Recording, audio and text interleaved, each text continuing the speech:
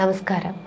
അടുത്ത മണിക്കൂറിൽ തിരുവനന്തപുരം, കൊല്ലം ജില്ലകളിലെ ഒറ്റപ്പെട്ട ഇടങ്ങളിൽ മഴയ്ക്ക് സാധ്യതയുണ്ടെന്ന മുന്നറിയിപ്പുമായി കേന്ദ്ര കാലാവസ്ഥാ വകുപ്പ് രംഗത്ത് വന്നിരിക്കുകയാണ്. ഇന്ന് ഇടുക്കി ജില്ലയിൽ യെല്ലോ അലർട്ട് പ്രഖ്യാപിച്ചിട്ടുണ്ട്.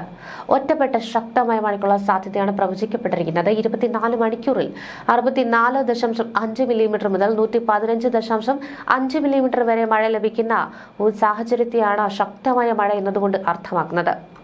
കൂടാതെ 17-ന് തിരുവനന്തപുരം, കൊല്ലം, പത്തനംതിട്ട, ഇടുക്കി ജില്ലകളിലും 18-ന് പത്തനംതിട്ട, കോട്ടയം, ഇടുക്കി ജില്ലകളിലും 19-ന് പത്തനംതിട്ട, കോട്ടയം ജില്ലകളിലുമാണ് ഇത്തരത്തിൽ യെല്ലോ അലർട്ട് പ്രഖ്യാപിച്ചിരിക്കുന്നത്. തെക്ക് പടിഞ്ഞാറൻ ബംഗാൾ ഉൾക്കടലിൽ ശ്രീലങ്കയ്ക്ക് സമീപം ന്യൂനമർദ്ദം രൂപപ്പെട്ടിരിക്കുകയാണ്. തെക്ക് കിഴക്കൻ അറബിക്കടലിൽ തെക്കൻ കേരള തീരത്തിന് സമീപമായാണ് ചക്രവാതി ചുഴി നിലനിൽക്കുന്നത്. ഇക്കാരണങ്ങളാണ് കേരളത്തിൽ അടുത്ത 5 ദിവസം ഇടിമിന്നലോട് കൂടിയ മഴയ്ക്ക് സാധ്യതയുണ്ടെന്ന് കേന്ദ്ര കാലാവസ്ഥാ വകുപ്പ് അറിയിച്ചിരിക്കുന്നത്. നവംബർ 19 വരെ ഒറ്റപ്പെട്ട ശക്തമായ മഴയ്ക്ക് സാധ്യതയെന്നാണ് അറിയിപ്പുള്ളത്.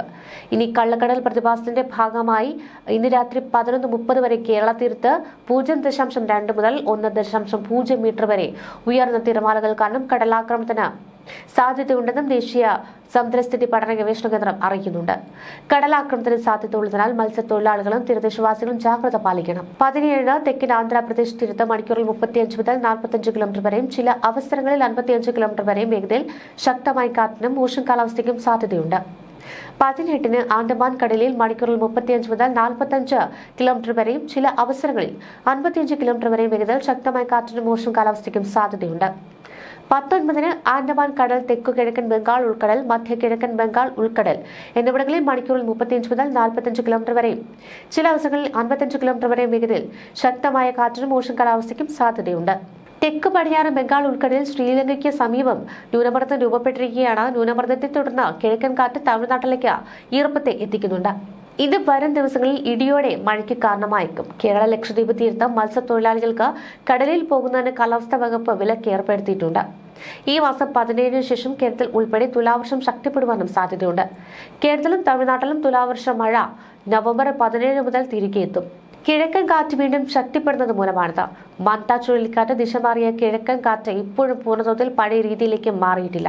ഇപ്പോൾ കേരളത്തിലും തമിഴ്നാട്ടിലും ഒറ്റപ്പെട്ട മഴ വൈകുന്നേരങ്ങളിൽ ലഭിക്കുന്നുണ്ടെങ്കിലും ഇടിയോടുകൂടെ കൂടുതൽ പ്രദേശങ്ങളിലേക്ക് തുലാവർഷ മഴ സജീവമാകാൻ ഈ മാസം 17 വരെ കാത്തിരിക്കേണ്ടി വരും. ഇതിനിടെ ഇന്തോനേഷ്യയിൽ കനത്ത മഴയെ തുടർന്നുണ്ടായ മണ്ണിടിച്ചിലിൽ 11 പേർ കൊല്ലപ്പെട്ടു, 12 പേരെ കാണാതായി. ഇവർക്ക് വേണ്ടിയുള്ള തെരച്ചിൽ പുരോഗമിക്കുകയാണ്.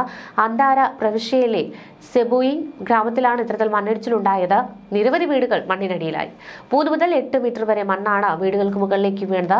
കഴിഞ്ഞ ദിവസം രാത്രി 3 പേരും ഇന്നലെ രാവിലെ 8 പേര് മരിച്ചു.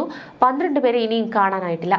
ഇവർക്ക് വേണ്ടിയിട്ടുള്ള തിരച്ചിൽ നടക്കുന്നുണ്ട്. ഇന്തോനേഷ്യയിൽ മഴക്കാലം സെപ്റ്റംബർ മുതൽ ഏപ്രിൽ വരെയാണ്. ഇന്തോനേഷ്യയിൽ തീവ്ര മഴ ഇനിയും പെയ്യാനുണ്ട് എന്നാണ് കാലാവസ്ഥാ ഏജൻസി പറയുന്നത്.